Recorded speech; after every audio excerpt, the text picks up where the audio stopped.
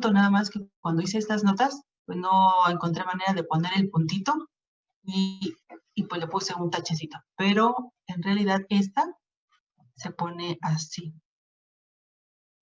Es un puntito y un circulito. También ese circulito me dice, no es el producto que tú conoces. Es uno que te van a definir, por eso se llaman operaciones definidas. Y 10 propiedades a cumplir, 5 para la suma y 5 para la cerradura. Si yo tengo esos 3 elementos, entonces digo que este conjunto sí es un espacio vectorial y todos los elementos que viven aquí son vectores, porque viven en un espacio vectorial. Pero un vector no es una flecha, ¿verdad? Porque si no los indios se matarían con vectores. Un vector es un elemento que vive en un espacio vectorial. Un vector puede ser un número, puede ser una eneada, puede ser una matriz, puede ser una función, puede ser una integral. O sea, un vector puede ser cualquier cosa, siempre y cuando cumpla con que vive en este conjunto, respeta estas dos operaciones y se cumplen estas 10 propiedades, 5 para la suma y 5 para el producto. Las 5 propiedades para la suma son cerradura. ¿Qué significa que el conjunto es cerrado? Ah, pues que si yo tomo dos elementos que viven aquí y los sumo dependiendo cómo me definan esta operación, la resultante se queda a vivir ahí. Eso significa que el conjunto es cerrado bajo la suma. ¿Qué significa que es cerrado bajo el producto? Ah, si tú tomas un real cualquiera y un elemento que viva en este, a la hora de hacer el producto del número por el elemento que vive aquí, la resultante se queda a vivir aquí. Eso significa que es cerrado bajo el producto. La conmutatividad para la suma. Si tú pones primero el vector u y después el elemento u y después el b y lo sumas, la resultante va a ser idéntica a que si lo haces al revés. El que tomaste después lo tomas primero y el que tomaste primero lo tomas después. Si pasa eso, entonces se cumple la propiedad o la ley conmutativa para la suma. Asociativa. Si tengo 3 elementos que viven en este conjunto y yo sumo primero u con b, la resultante la sumo después con el w, voy a obtener exactamente lo mismo que si primero sumo b con w y eso se lo sumo al vector u. A veces el simple hecho de cambiar el orden aquí o la manera de asociar me da como resultado un elemento diferente. Entonces hay que poner atención en esto. La existencia del neutro aditivo. Existencia. Aquí lo que me piden es probar que existe, ¿verdad? Dice, hay que probar que existe un elemento que se llama cero vector o neutro aditivo que va a cumplir esta propiedad para cualquier elemento que viva aquí. Si tú sumas por ese que se llama neutro aditivo, y como conmuta puede ser al final o al principio, la resultante, aquí está mal, ¿verdad? La resultante va a ser el mismo vector u. O sea, sumar con el neutro aditivo te va a dar como resultado el mismo vector. Esta es una u. Así.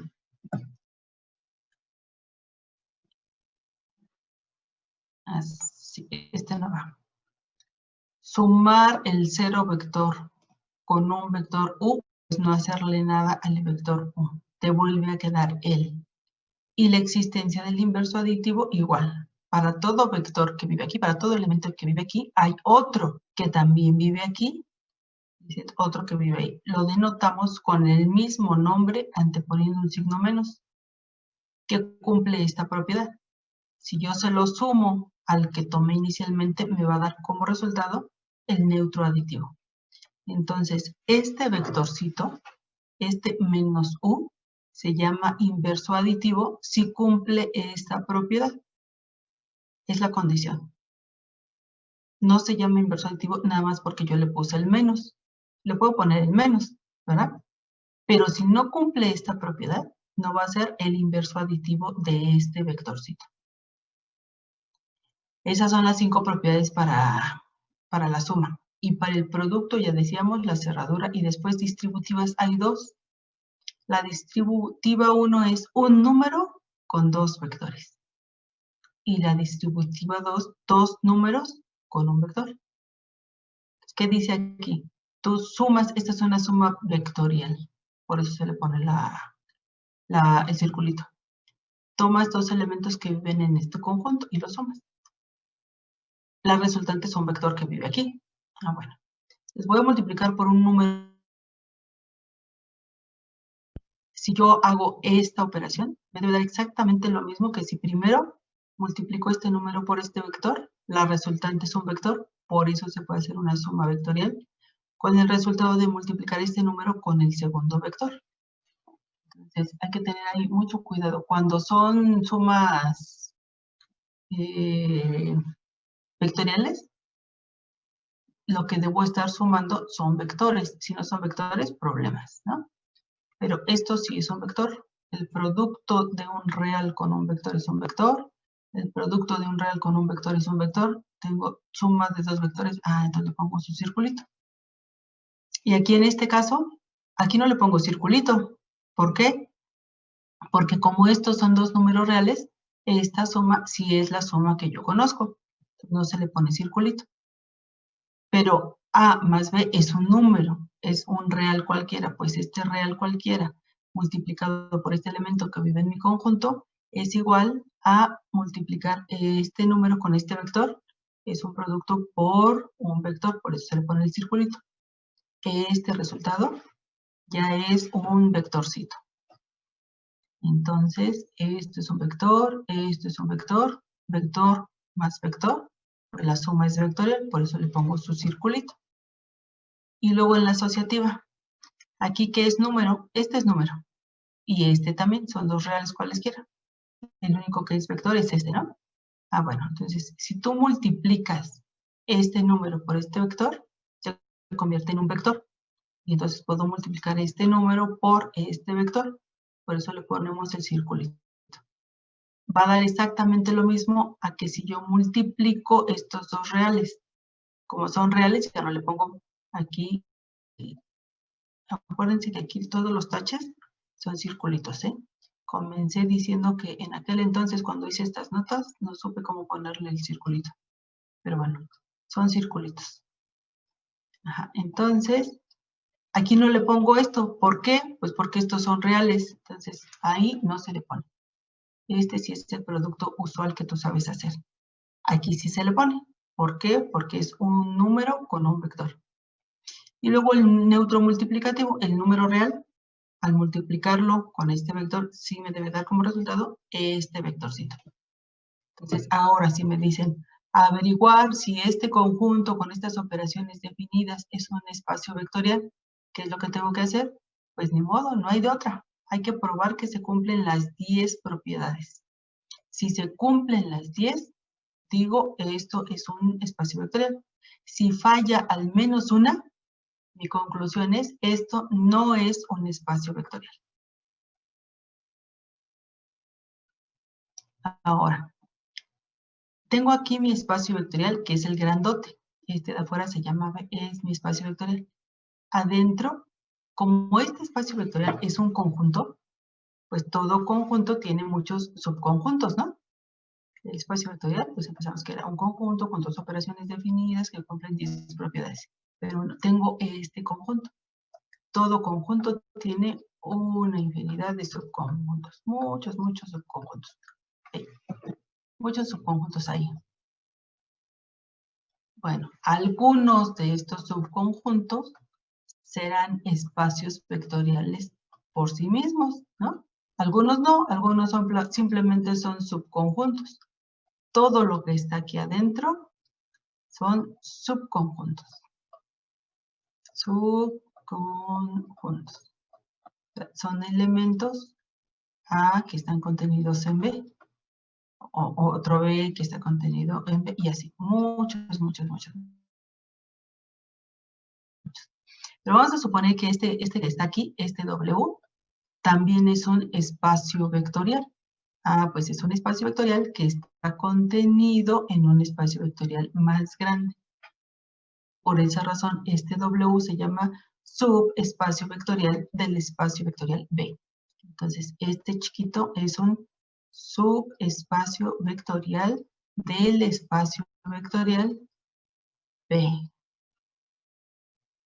Este no, le fallan dos propiedades. Pues este no es un subespacio. No es subespacio vectorial. Solamente es un subconjunto. Solo es un subconjunto de B. Subconjunto de B. Hay unos que sí son subespacios vectoriales y hay unos que no lo son. Solamente son subconjuntos. Entonces, ¿cómo averiguar si un subconjunto de un espacio vectorial es un espacio vectorial? Esa es la pregunta, ¿no? Bueno, dicen, como es un espacio vectorial, debe cumplir las 10 propiedades. Yo sé que es un subconjunto del grandote y el grandote ya es espacio vectorial. Entonces, pues cumple de la 2 a la 5 y de la 2 a la 5 para la suma y el producto por herencia, por estar dentro de B que ya cumple todas. Pues por ese simple hecho, ya cumple de la 2 a la 5 y de la 2 a la 5 para la suma y para el producto. El problema son las cerraduras, porque ¿qué tal que yo tomo dos vectorcitos que viven acá? Este y, vamos a suponer, ¿no? Digo, voy a tomar uno que sí vive aquí. Bueno, no con flecha, porque otra vez quedamos en el mismo error, ¿verdad? Son flechas. No, no son flechas, porque sí, porque no. Y tomo uno que vive acá. Tomo otro que vive acá. Pero resulta que cuando lo sumo, la resultante quedó aquí afuera. Pues eso no está mal. El que yo sé que es espacio vectorial es este de afuera. Tomas dos que están en el chiquito, pues están en el grandote. La suma sigue en el grandote. No, pues sí. Ah, bueno, pues no hay ninguna violación. Sí es un espacio vectorial. El problema es que este chiquito no es espacio vectorial porque no es cerrado bajo la suma, ¿verdad? Y lo mismo para el producto. Yo puedo tomar un real cualquiera, un alfa en R y U que está aquí adentro. Pero resulta que cuando hago el producto de alfa con U, el resultado me quedó aquí afuera. Se salió de W. Eso significa que W no es cerrado bajo el producto. Y si no es cerrado bajo el producto, tampoco es espacio vectorial. Por esa razón, para averiguar si un subconjunto de un espacio vectorial es un subespacio vectorial, lo único que se pide es probar las dos propiedades de cerradura. Eso es lo único que tienes que hacer. Entonces dice aquí, W es un subespacio vectorial si está contenido en el espacio vectorial y además el chiquito es un espacio vectorial. El chiquito. El grandote ya se sabe porque así empezó todo. El grande sí es un espacio vectorial. Ahora, el espacio vectorial B tiene muchos, muchos subconjuntos. Ah, pues lo que acabo de decir, ¿no? Pero no todos ellos son subespacios vectoriales. Para averiguar si un subconjunto de un espacio vectorial es un subespacio vectorial, basta comprobar que el subconjunto es cerrado bajo la suma y bajo el producto. Es lo único que tenemos que hacer para averiguar si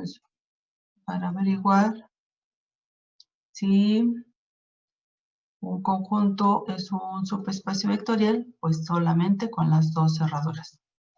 Pero ojo, las dos cerraduras en el chiquito. Un error muy frecuente entre los alumnos es pensar que todo subconjunto de un espacio vectorial también es espacio vectorial. Pero eso no es cierto. Y la otra que ha de estar más abajo, así. Otro error muy frecuente es que él prueba las dos cerraduras en el espacio vectorial. O sea, muchos alumnos prueban las dos cerraduras en el grandote. No tiene sentido hacer eso. Te va a salir que sí, porque pues todo empezó con que el grandote sí era. Esto es un gran error, ya que se sabe de antemano que todo espacio vectorial cumple todas las propiedades, en particular las dos de cerradura. Pues recuerden, las cerraduras se prueban en el chiquito, las cerraduras se prueban en el chiquito. Bueno, este ejemplo me gusta porque muchos alumnos cuando uno les dice espacio vectorial y subespacio, dicen, ah, pues si está dentro de un espacio vectorial, es en automático, es un subespacio vectorial, ¿verdad? No, por ejemplo, este problema, este ejemplo de el plano cartesiano. Todo R2 es un espacio vectorial. Aquí tengo R2, que es el plano cartesiano, ¿no? Cualquier punto de la forma X, Y, pues vive aquí, cualquiera. En el cuadrante 1, 2, 3 o 4. Ahí está. Ese es R2. Ese sí es un espacio vectorial con las operaciones usuales que conocemos. ¿Cuáles son esas operaciones usuales que conocemos? Pues si U tiene coordenadas X, Y B tiene coordenadas X', Y', entonces la suma vectorial entre estos dos es igual a primera con primera y segunda con segunda. Y si alfa es un real cualquiera, entonces alfa.u es igual a el número entre multiplicando cada una de las componentes del vectorcito. Bueno, resulta que este conjunto con estas operaciones sí es un espacio vectorial.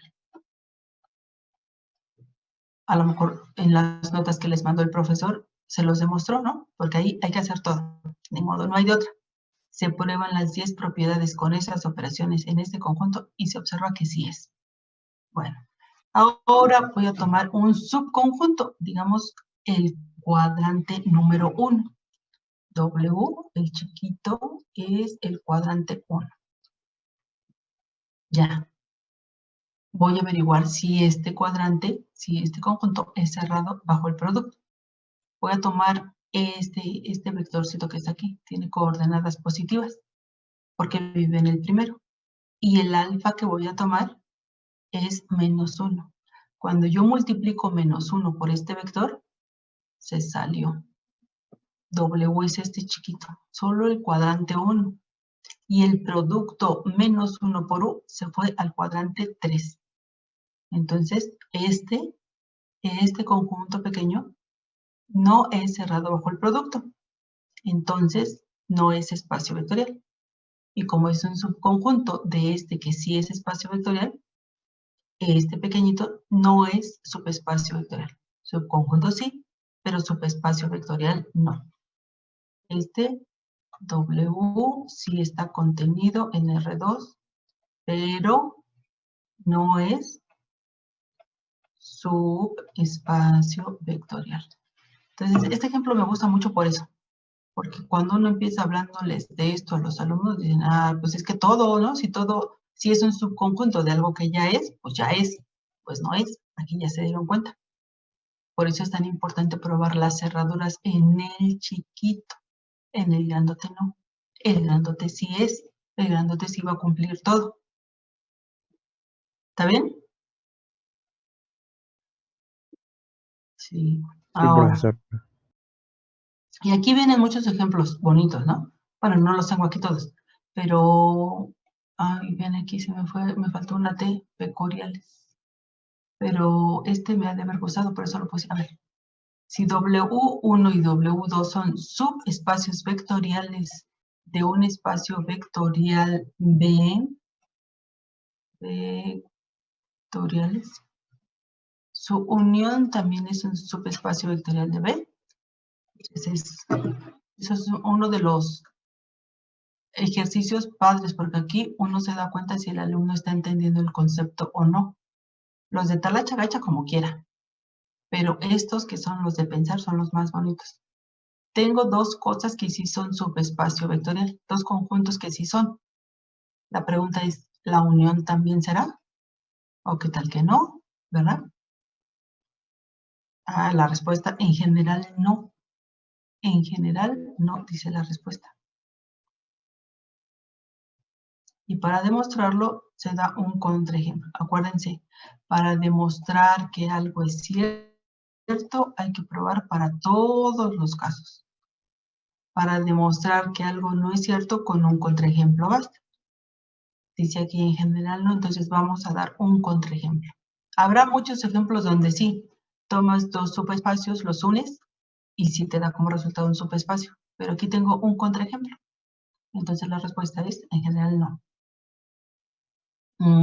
Vamos a pensar en el conjunto W1, que es el conjunto de X, Y en R2, tal que Y es igual con X. Es este rojo. W1 es esta recta. El conjunto de puntos en R2, tal que Y es igual con X, pues es esta recta 45, ¿verdad? Dice que esto sí es un subespacio vectorial. Pues hay que empezar por probar eso, ¿verdad? No te dice que lo pruebes, pero sería un buen ejercicio. Primero, demuestra que esto sí es un subespacio. Si yo tomo un vector aquí o otro vector aquí y lo sumo, pues me va a dar ahí mismo, ¿no? Y aquí igual. O sea, cualesquiera dos vectores que yo tome en esta recta no se van a salir de esta recta, ni por suma de dos que viven ahí, ni al multiplicar por un número. Multiplicas por uno positivo más grande y lo único que va haciendo es que crece. Un número que esté entre 0 y 1, pues se va haciendo más pequeñito aquí. Un número negativo, pues se da la vuelta. Pero de esa recta no se sale. Y luego el azul, que es una recta 45, pero con pendiente negativa. Lo mismo. Sí es un subespacio vectorial, pero vamos a ver. Cuando sumamos, sea un B1 que vive aquí, tiene la forma 2, 2, y un B2 que vive acá, que tiene la forma menos 2, 2. Es decir, B1 y B2 están en la unión, ¿verdad? ¿Por qué? Para que estén en la unión debe vivir al menos en uno de los dos conjuntos. Uno vive en uno y el otro vive en el otro. Entonces, sí, esos dos sí están en la unión. Ahora vamos a sumarlos. Cuando se suma eso, ¿qué me da como resultado? 2 menos 2, 0, en X0, y 2 más 2, 4. 1, 2, 3, 4. Aquí está. Esta es la resultante. La resultante no vive en este y no vive en este. Y menos en este punto, que sería la condición de que viva en ambos. Porque dice, un elemento vive en la unión si vive solo en este o en ambos. Pero no cumple ninguna de las tres. No vive aquí, no vive aquí y no vive en los dos. O sea, no es este punto, no vive en la línea roja y no vive en la línea azul. Entonces no vive en la unión. ¿Ya vieron? Entonces, la unión de dos subespacios vectoriales no necesariamente es un subespacio vectorial. ¿Sí o no? Sí, profesora. Sí, muy bien. Y luego de eso tuvieron que haber visto las combinaciones lineales. ¿Qué es una combinación lineal? Una combinación lineal de n vectores desde el 1 hasta n es un vector b que se puede escribir como la suma desde 1 hasta n de AI por BI, donde las AIs son números reales. O sea, este vector es combinación lineal de estos vectores si existen estas constantes tales que a la hora de que yo hago estos productos y sumo, me da como resultado esto. Por ejemplo, bueno, aquí está. Dice, por ejemplo, tengo el vector 1, 1, que es 1, menos 1, el vector 2. Entonces, este vector es una combinación lineal de estos dos vectores. ¿Por qué? Porque si yo multiplico 3 por el primero y 5 por el segundo y sumo, me da como resultado 3 menos 3, 10 y 0, que es 13 menos 3. 13 menos 3, ¿ya ven? Entonces, eso es una combinación lineal. Si tú puedes encontrar constantes tales que al multiplicar por los vectores y sumar, te dé como resultado este es combinación lineal de estos. Si no puedes encontrar esas constantes, entonces este no es combinación lineal de estos. Y acuérdense que esto es un vector, o sea, no necesariamente son añada. Si el vector es una matriz, tengo la matriz 1, 0, 0, 3, 0, 1, 2, 0, entonces esta matriz es combinación lineal de estas dos. ¿Por qué? Porque si multiplico 3 por esta matriz y 2 por esta matriz, obtengo esta. A ver, 3 por 1 me da menos 3. 0, 0 y 9. Aquí está. Y menos 9 porque es menos 3. Y la segunda, ¿por cuánto? Por 2. 0, 2, 4 y 0. 0, 2, 4 y 0. Cuando sumamos, menos 3, 2, 4 y menos 9. Entonces, sí, esta matricita es combinación lineal de estas, porque existen dos números reales, tales que al multiplicar esos números por las matrices correspondientes y sumar, me da como resultado esta. Y aquí la pregunta en los problemas, pues siempre te dirán, te van a dar un conjunto de vectores y un vector. Y la pregunta es, ¿será que este es combinación lineal de estos? Pues hay que resolver el sistema asociado, un sistema no homogéneo asociado. Si el sistema tiene solución, sí, B es combinación lineal de esos n vectores. Si el sistema es inconsistente, entonces no, B no es combinación lineal de esos vectores. Y el método es justo este que está aquí. También en aquel entonces, cuando hice estas notas, pues no sabía cómo ponerle aquí el paréntesis, o no sé por qué hice esto. Es un sistema, entonces, ¿qué se pone? Pues se pone así. O sea, se parte de la definición y se llega a que hay que poner en forma de columna los vectores. El B1, el B2, el Bn, y la parte aumentada es el vector que queremos saber si es o no combinación lineal de estos. Y resuelves, ¿no? Con Gauss o con Gauss-Jordan. Y ya al final puedes encontrar uno de esos dos casos, ¿no? Que el sistema es consistente o es inconsistente. Y bueno, ya aquí vas a saber si sí o si no. Y si sí, ¿cuál es la respuesta? ¿Cuál es el conjunto de constantes que hacen que este sea combinación lineal de estos? ¿Está ahí van bien? ¿Sí o no? Sí, sí, sí. Sí. Y luego de ahí vieron el espacio generado. ¿Qué es el espacio generado? Todo conjunto de vectores genera algo, ¿no? El espacio generado que se escribe gen de S o gen del conjunto de vectores que forman a S. Va a ser el conjunto de todas las combinaciones lineales de estos vectores. Todas las combinaciones lineales. No, esa es la definición formal, ¿no? El conjunto de vectores en el espacio vectorial B, tal que este vector se puede escribir como esta suma con AI real. ¿Pero qué significa esto en español? Pues es eso. El espacio generado por estos n vectores es el conjunto de todas las combinaciones lineales de estos vectorcitos. Y todo conjunto de vectores genera algo. ¿Qué genera? ¿Qué genera un vector en R2? Pues genera una recta, ¿no? En R2, ahí me gusta empezar con eso, dar muchos ejemplos. ¿Qué genera esto? ¿Y qué genera esto? ¿Y qué genera esto? Ahorita, porque no tenemos tiempo, pues no lo podemos hacer. Pero hacer ese ejercicio es muy padre, ¿no? Porque empezamos aquí con un vector, el que sea. Este, por ejemplo. Este vectorcito está en R2. ¿Qué genera?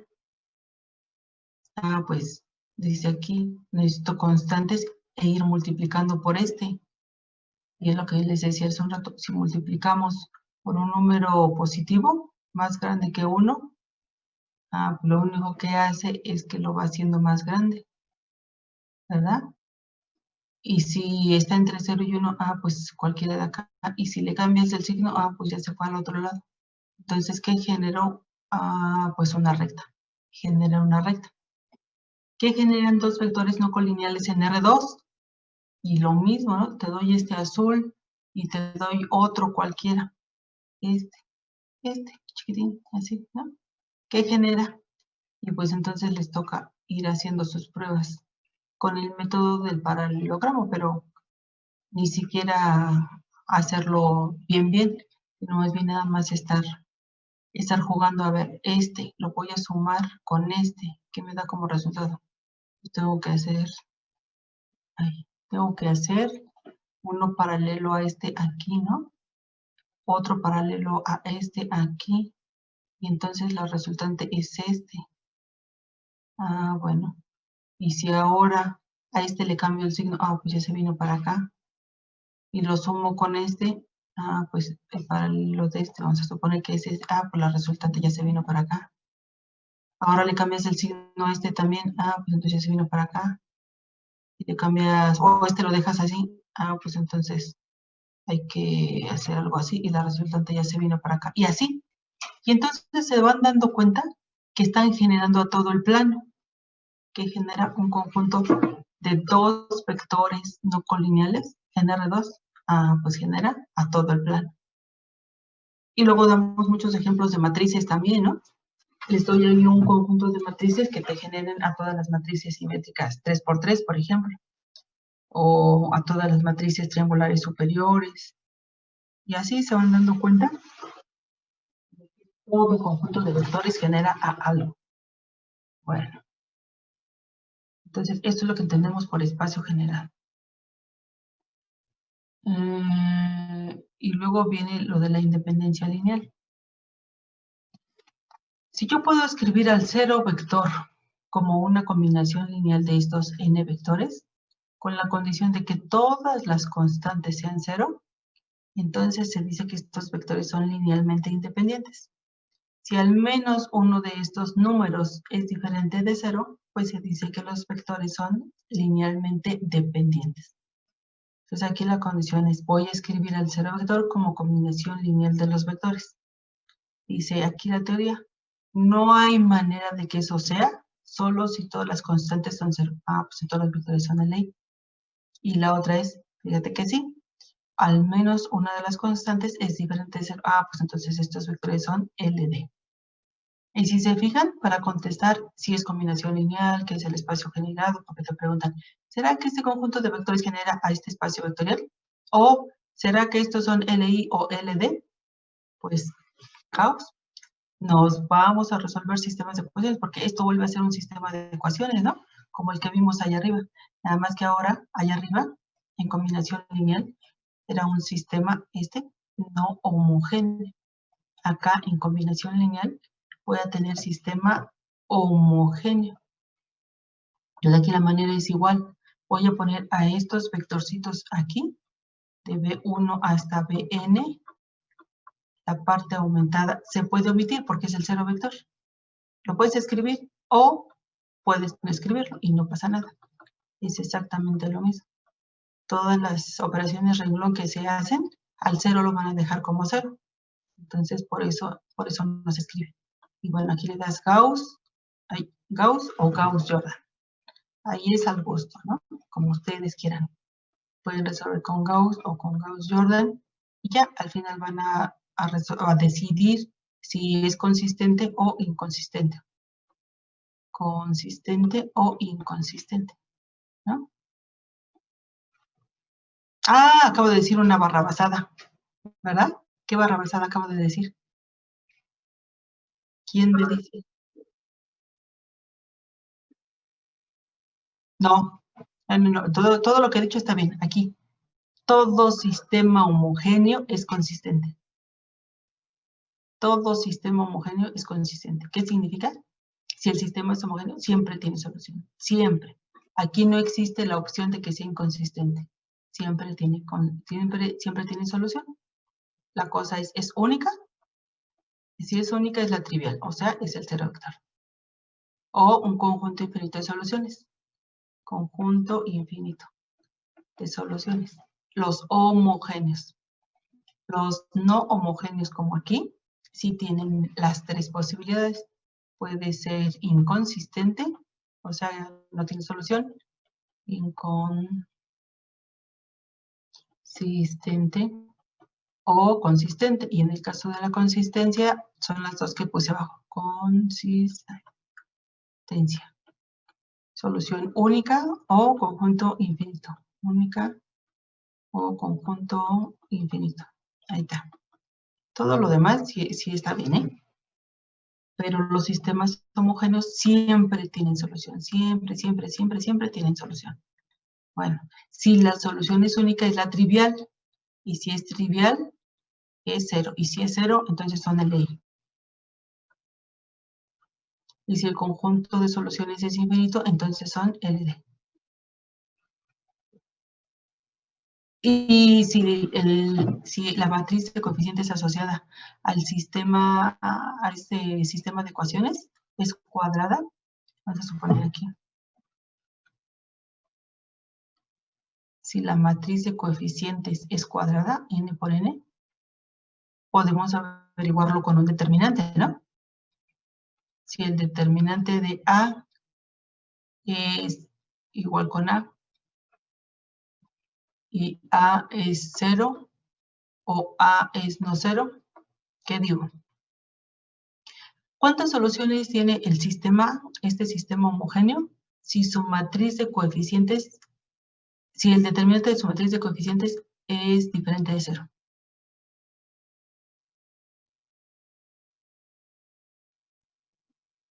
¿Infinito? ¿Infinito? Bueno, no sé. No. Si el determinante es diferente de 0, entonces existe su inversa. Y si existe su inversa, entonces la solución es única. La solución es única. Y como es homogéneo, esa única es la trivial. Y entonces significa que son de ley. La solución es única, es decir, la trivial. O sea, 0 vector. O sea, AI es igual con 0 para todo i desde 1 hasta n. Entonces, los vectores 1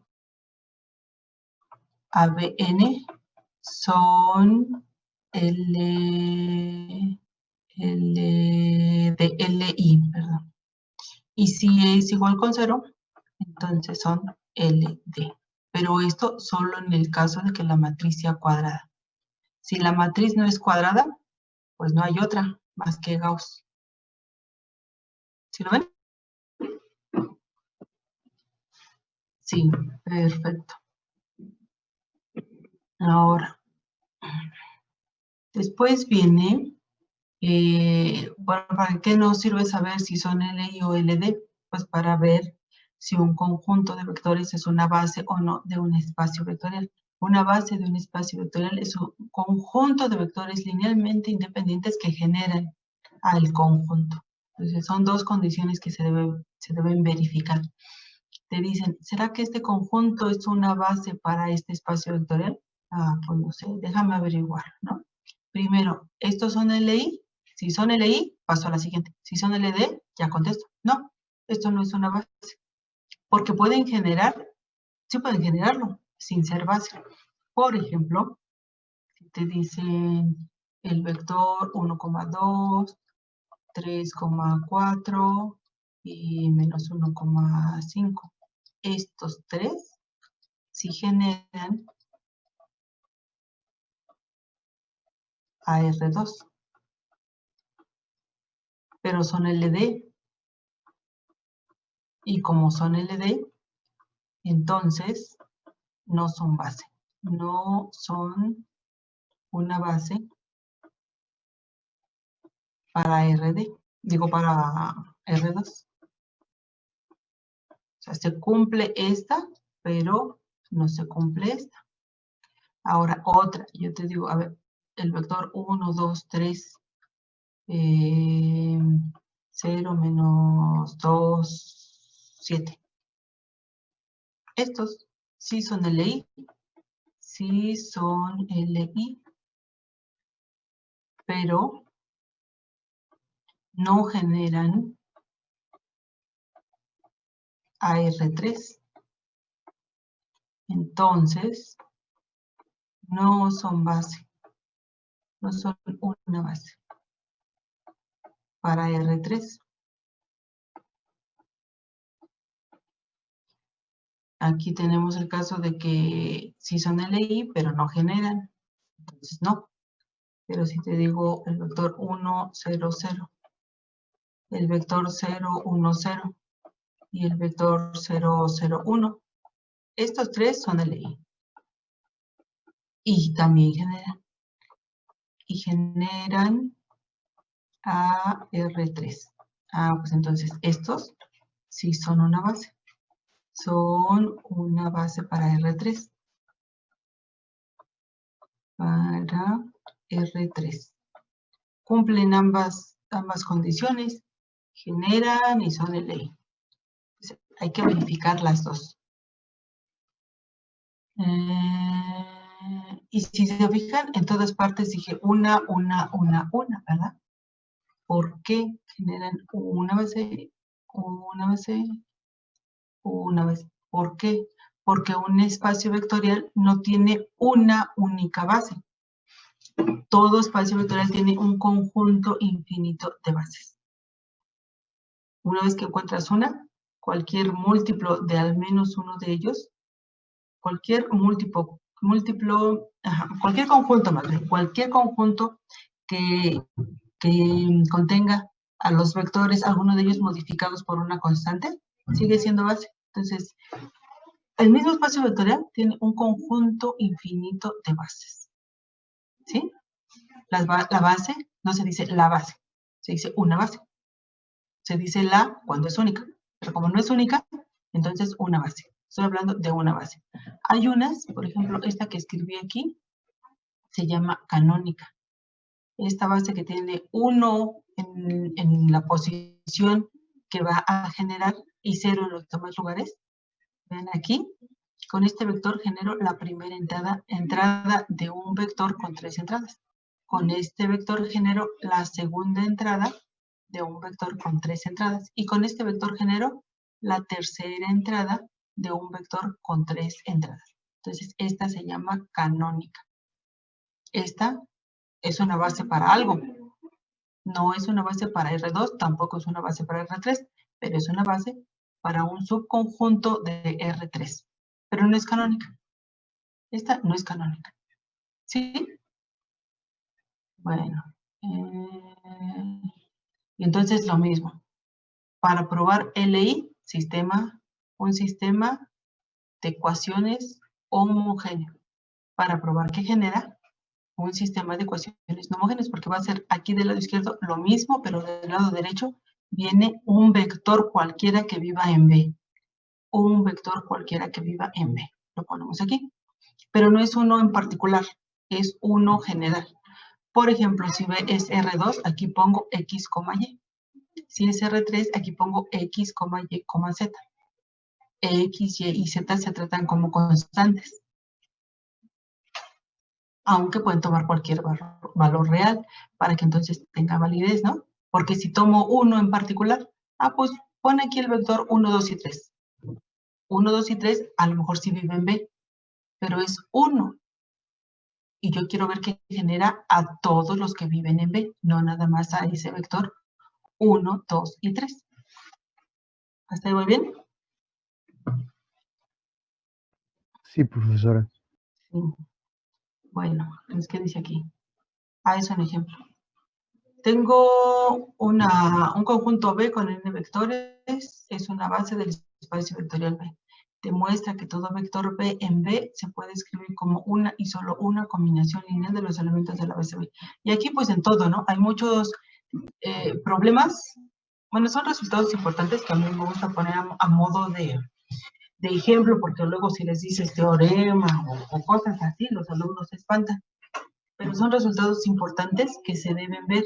Ahorita por la cuestión de tiempo no podemos. Entonces, uno de tantos es este, ¿no? Tienes tú una base, una, de un espacio vectorial. Cualquier vector de ese espacio vectorial se puede escribir como una combinación lineal única de los vectores de esa base.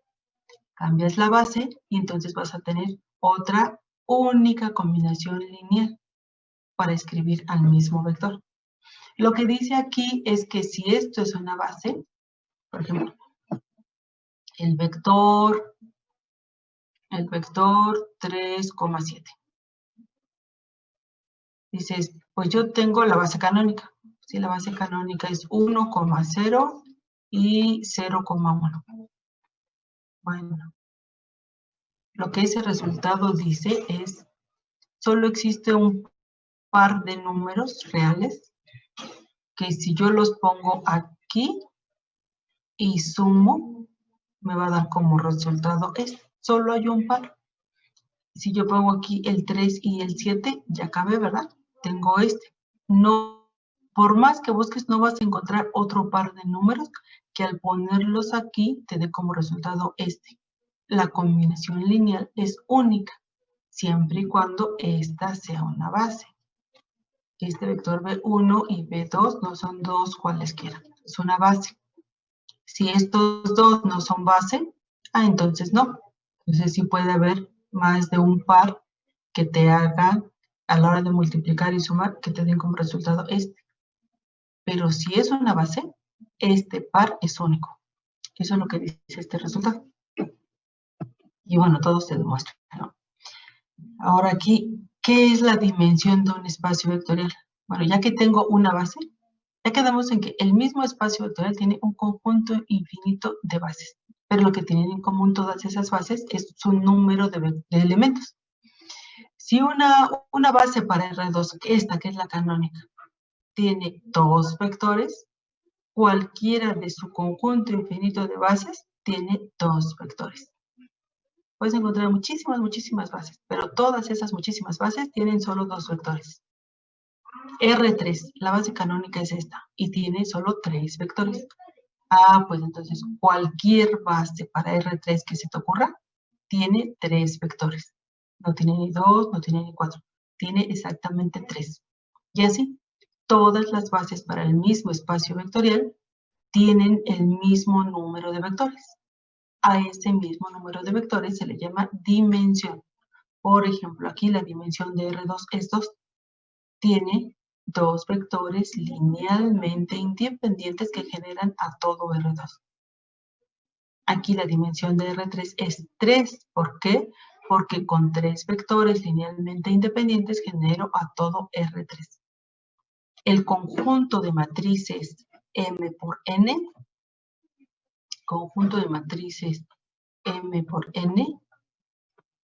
tiene dimensión M por N.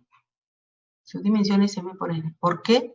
Porque con M por N matrices linealmente independientes genero a todo este conjunto de matrices. Y así. Entonces, esa es la dimensión del espacio vectorial. La dimensión de un espacio vectorial es igual al número de vectores en cualquiera de sus bases. Si B es igual al conjunto de n vectores, es una base para B, entonces la dimensión de B es n, y se escribe así, la dim del espacio vectorial.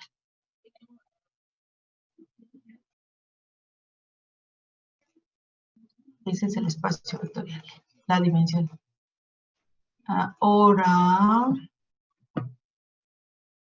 me quedan 8 minutos, jóvenes. A ver, el espacio solución o nulo de A se define como el conjunto de todas las soluciones del sistema homogéneo A de X igual con cero vector y se denota por N de A. Esto lo vimos allá cuando estábamos resolviendo sistemas de ecuaciones, ¿no? El espacio solución o espacio nulo de la matriz A. ¿Quién es? Acuérdense que la forma matricial de un sistema de ecuaciones es justo esta. La forma matricial tienes que poner la matriz de coeficientes, el vector de incógnitas y el vector del lado derecho. Bueno, si esta B se convierte en el cero vector, pues tenemos aquí el sistema homogéneo. Este tiene un conjunto de soluciones, pues ese conjunto de soluciones se llama espacio solución. Se le llama espacio solución y se denota con n subíndice A. La dimensión de este espacio solución se llama nulidad. Y se escribe así. Nu de A, la nulidad de A, es la dimensión del espacio solución asociado a esta matriz. Entonces, aquí son muy socorridos esos ejemplos de que te dan, bueno, con números, ¿no? A11, X1, más A12, X2, más, bueno, yo les pondría una a lo más de 3 por 3. Es igual a 0, ¿no? Y luego el A2, mandé. ¿A poco, hijo? Parpadeó, híjole. Bueno, ahí voy ya, hijo. A31, X1 más A32, X2 más A33, X3 igual a 0, ¿no? Y así. Y entonces te dicen, bueno, algunos profes lo ponen así. Algunos, pues nada más te dan la matriz A11, A13, A31, A33.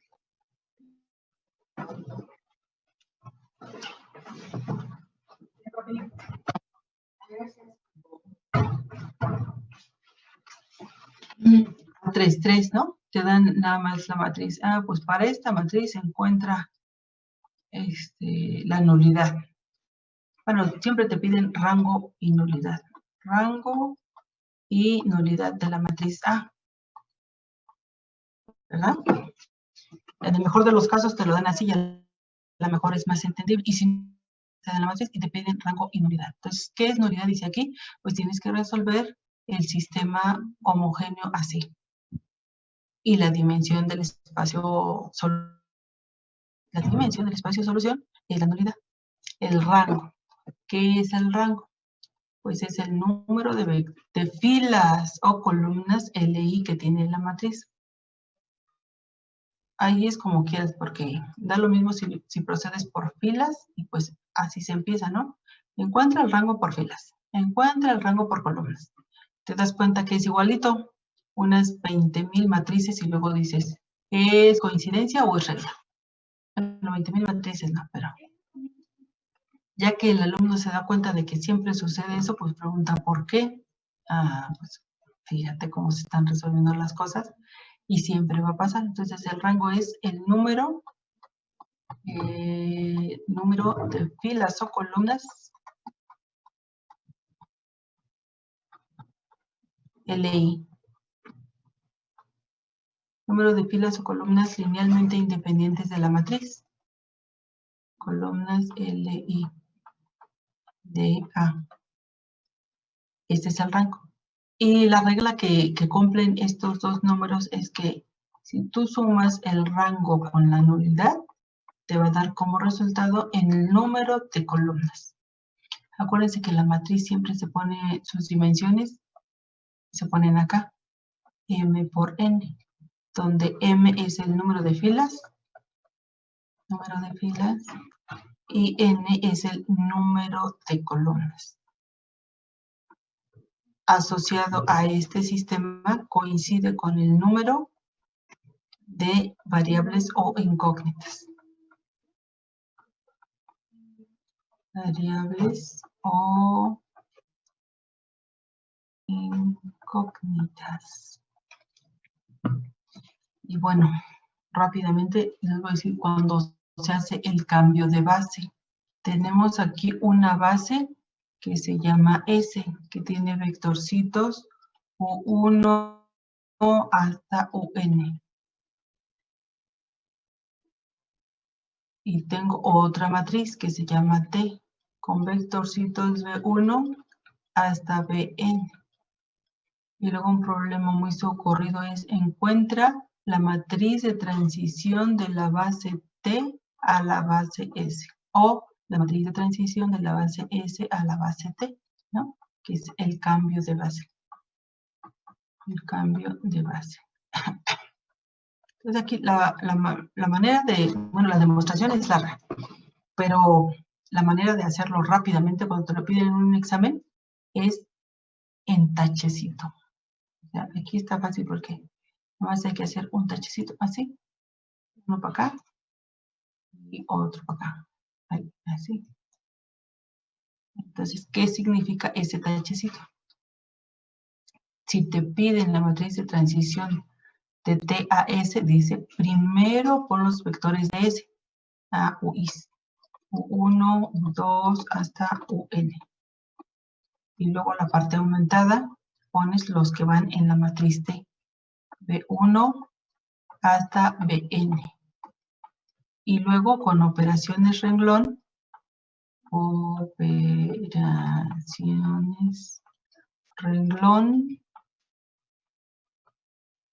vas a llevar la identidad aquí. Cuando la identidad está aquí, lo que tienes del otro lado es la matriz que estás buscando. Pero hay que sacarla, no puedes dejarlo así, tienes que reportarlo. Entonces la matriz de transición del cambio de base es igual a, y la escribes aquí. Y aquí lo mismo, ¿no? Pues entonces primero los que están en T.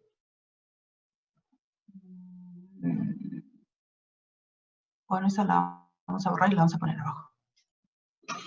Y la matriz de transición de S a T. Primero los que van en T, que son los BIs. B1, B2,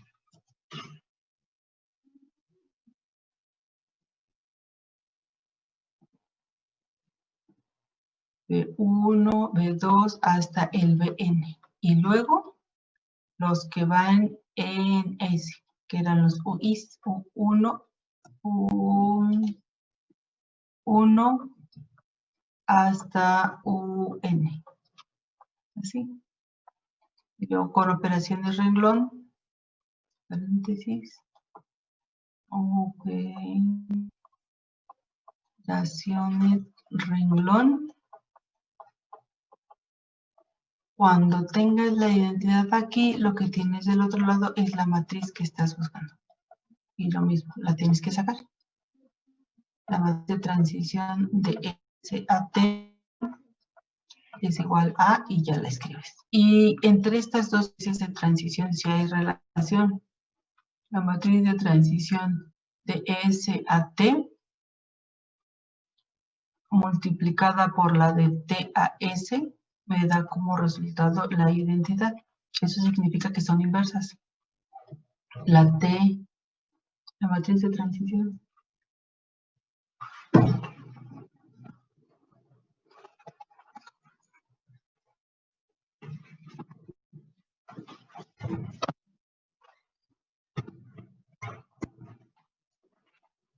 La matriz de transición de S a T es igual a la inversa de la de T a S. Y al revés, la matriz de transición de T a S es igual a la inversa de la de S a T. A la menos 1. Si hay relación entre ellas.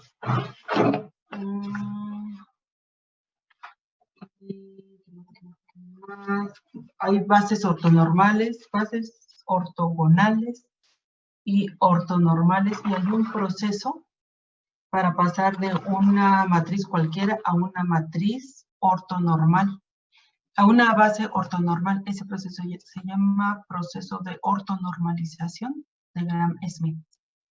Entonces yo puedo tener una base cualquiera. Lo único que necesito es que los vectores que viven ahí sean linealmente independientes y generen al espacio vectorial. Es una base cualquiera. Base cualquiera para el espacio vectorial. Para el espacio vectorial B. Y luego de aquí voy a construir una que va a tener vectores diferentes. Entonces se llama B1 hasta el Bn. Pero estos Bn ya son ortogonales. Base ortogonal, que significa que la base sea ortogonal para el mismo espacio vectorial. O sea, significa que a la hora de hacer el producto de dos cualesquiera de ellos, me debe dar como resultado el número 0, el producto o punto. O sea que estos dos vectores son perpendiculares. Así. Y después tengo, de aquí voy a pasar a otra que se llama T estrella, con vectores diferentes, ¿no? Entonces ahora se llaman WI1, W2, hasta la WN. Pero estos, bueno, esta ya es una base ortonormal. Ortonormal. Para el mismo espacio vectorial. ¿Y qué significa esto? Pues que los vectores si cumplen la propiedad de que son ortogonales,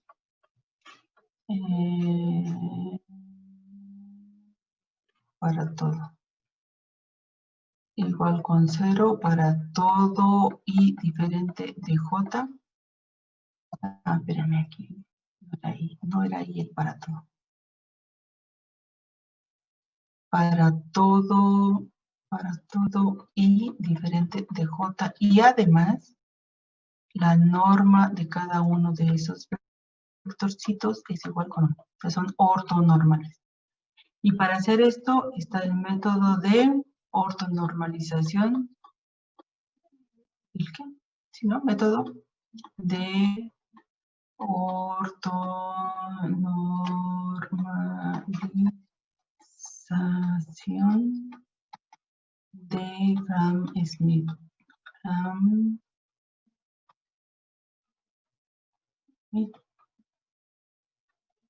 No me lo sé de memoria, pero en algún lugar ha de estar. Dice nuestro amigo Google que se lo dé. Déjenme ver si lo encuentro. No, sí, aquí está. Entonces dice que B, que W, no, es B. Dice que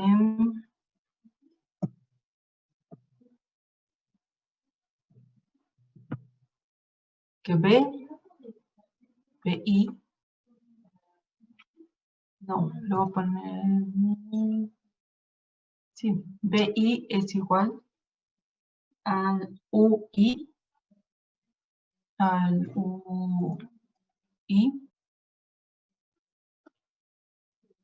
menos la sumatoria desde el primero, K igual con 1, hasta el N menos, hasta el I menos 1. ¿De quién? De el UI y punto BK entre BK.BK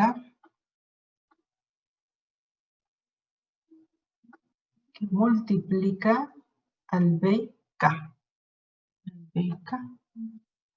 Entonces ya ese es el proceso. Con eso encuentro estos vectorcitos. Si el B1 tiene norma 1, el W1 es el B1. Si el B2 tiene norma 1, el W2 es ese vector. Pero si no, entonces nada más se normaliza. ¿Cómo se normalizan? Y el WI, y no lo voy a poner, y si W, sí, W, ¿cómo lo pongo? Vamos a ponerle así. Y WI es igual a BI si la norma de BI es 1. Y es igual al número 1 entre la norma de BI que multiplica al vector BI si la norma de BI es diferente de 1. Así. ¿Sí? Y ahí se acaba el material de la segunda unidad, ya después se pasa a transformaciones lineales. Y me decía Samuel, creo, que la imagen de una matriz no existe. Existe la imagen de una transformación. Y la pregunta es, ¿ya vieron transformaciones lineales? Según yo, no. Ajá.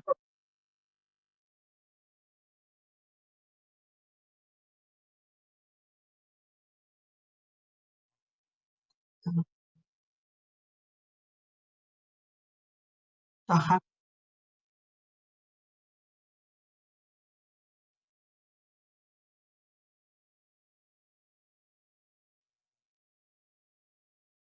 Ajá.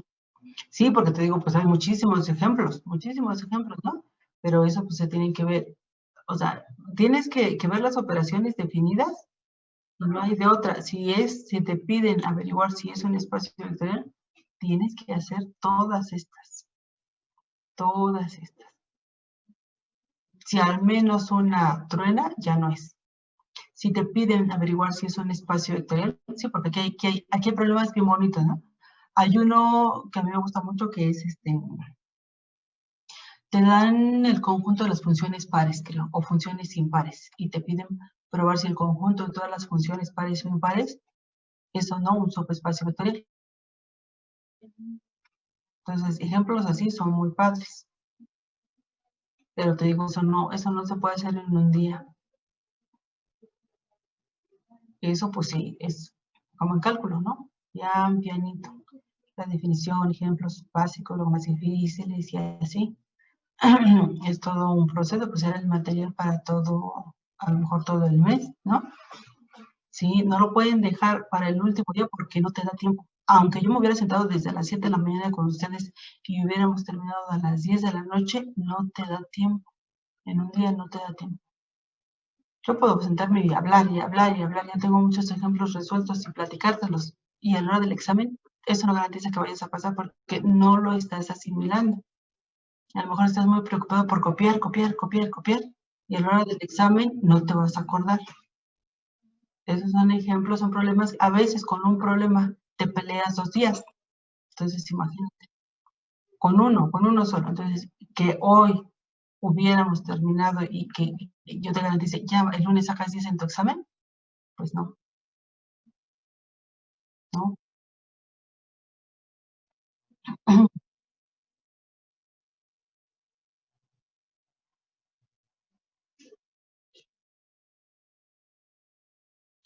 Sí, porque hay unos que te dan una matriz y te dicen, encuentra la base para el espacio generado por las filas o columnas de esta matriz. Son de los clásicos. No sé si hay alguno así en tu lista. Hazte cuenta que te dicen, la matriz 1, 2, 3, 4, 5, 6, 7, 8, 9, ¿no? 3, 4, 5, 6, 7, 8 y 9. Y ya después te dicen, encuentra una base para el espacio generado por las filas de esta matriz. Ese es uno de los clásicos.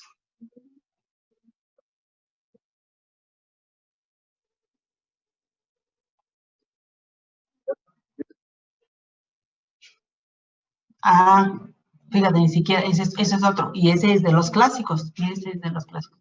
Entonces, por ejemplo, primero encuentra una base. Encuentra una base para el espacio generado